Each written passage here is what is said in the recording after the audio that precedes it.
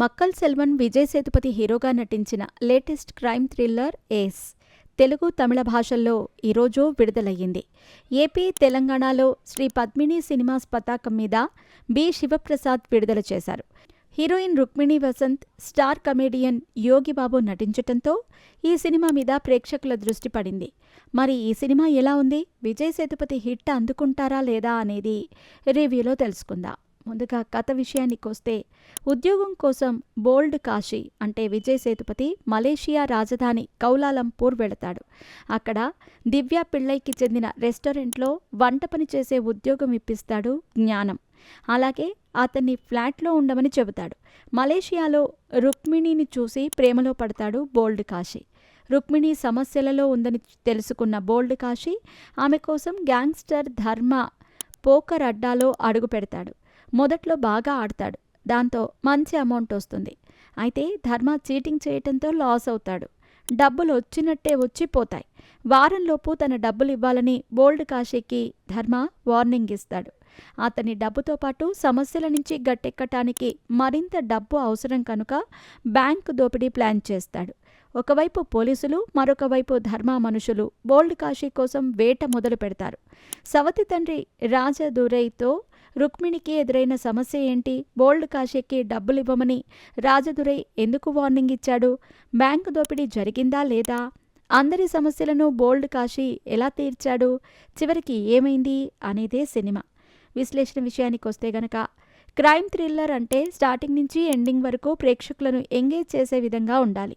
Next ఏం జరుగుతుంది, తనకు ఎదురైన సమస్య లేదా ప్రమాదం నుంచి హీరో హీరోయిన్లు ఎలా బయటపడతారు అని టెన్షన్ క్రియేట్ చేసేలా స్క్రీన్ ప్లే సాగాలి.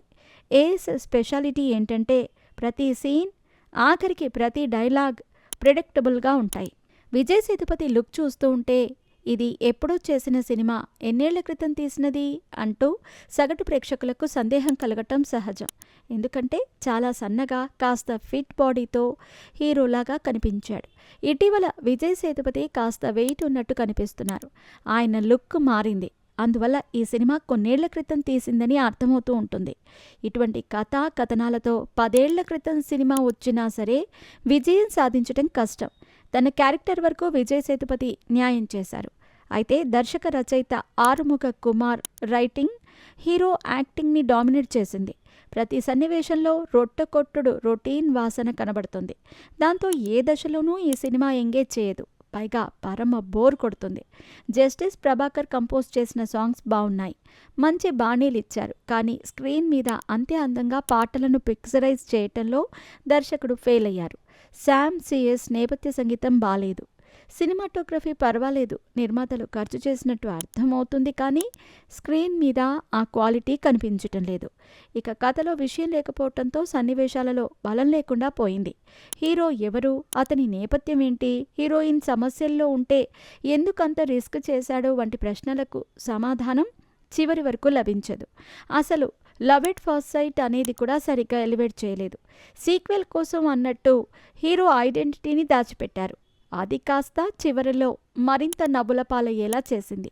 మహారాజా వంటి great screen play based cinema చేసిన విజయ్ సేతుపతి ఇటువంటి కథను ఎలా అంగీకరించారు అని ఆడియన్స్ ఆశ్చర్యపోయేలా చేస్తుంది ఈ సినిమా. విజయ్ సేతుపతి మంచి నటుడు, పాత్రలో జీవిస్తాడు. అతని ప్రతిభ గురించి కొత్తగా చెప్పేదేముంది? సేతుపతిలో నటుడికి సవాల్ విసిరే సత్తా బోల్డ్ కాశీ క్యారెక్టర్లో లేదు. అయితే యోగి బాబుతో విజయ్ సేతుపతి సన్నివేశాలు కొన్ని నవ్విస్తాయి. వన్ లైనర్ పంచ్ డైలాగ్స్ కొన్ని బాగా పడ్డాయి. హీరోయిన్ రుక్మిణి వసంత్ అందంగా కనిపించింది. తన పాత్ర వరకు ఆవిడ న్యాయం చేసింది. అజయ్ భూపతి తీసిన మంగళవారం సినిమాలో విలన్ రోల్ చేసిన దివ్య పిళ్ళై మోడ్రన్ క్యారెక్టర్లకు తను సూట్ అవుతానని చెప్పటం కోసం ఈ సినిమా చేసినట్టుంది. అవినాష్ రొటీన్ డాన్ క్యారెక్టర్ చేశారు. మిగతా క్యారెక్టర్లలో కౌలాలంపూర్ జనాలు ఎక్కువ. ఏస్ ఏ దశలోనూ అస్సలు ఎంగేజ్ చేయని, ఏమాత్రం ఆకట్టుకొని ఒక రెగ్యులర్ రొట్టె కొట్టుడు రొటీన్ సినిమా.